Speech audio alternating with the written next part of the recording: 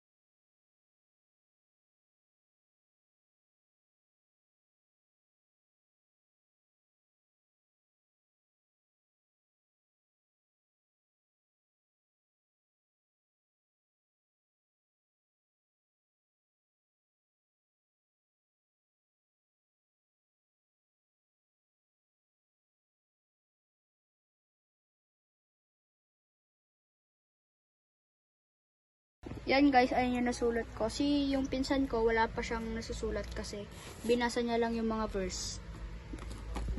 Bible study daan. Ano, tara? Sulat ng prayer, tapos ilagay sa altar. Ano, tara?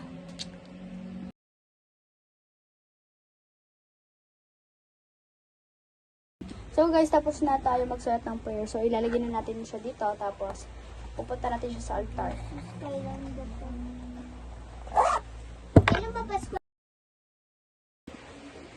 Prayer done. Ano, tara?